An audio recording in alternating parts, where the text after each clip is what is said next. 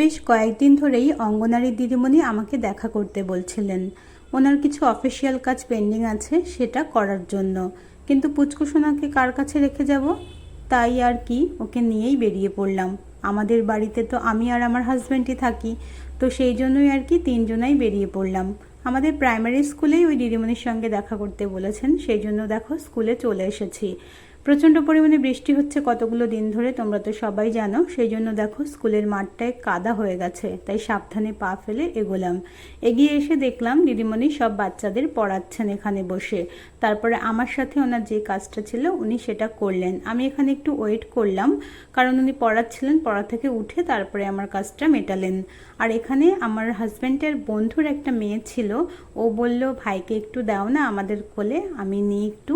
তো দেখো ও নিয়ে বসে আছে, সাথে আমার হাজব্যান্ডও আছে, যেন পড়ে না যায় ওর হাত থেকে। ওই মেয়েটাও তো ভীষণই ছোট, সেই জন্যই আর কি।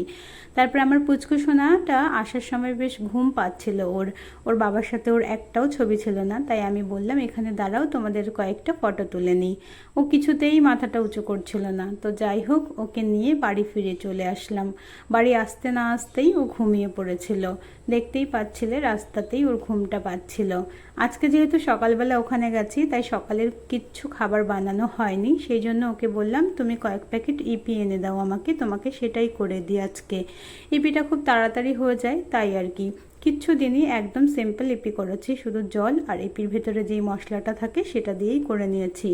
আজকের ব্লগটা তোমাদের কেমন লাগলো আমাকে অবশ্যই কমেন্টস করে জানিও। সবাই খুব সুস্থ থাকো, ভালো থেকো। আবার দেখা হচ্ছে তোমাদের সঙ্গে নতুন একটা মিনি ব্লগে।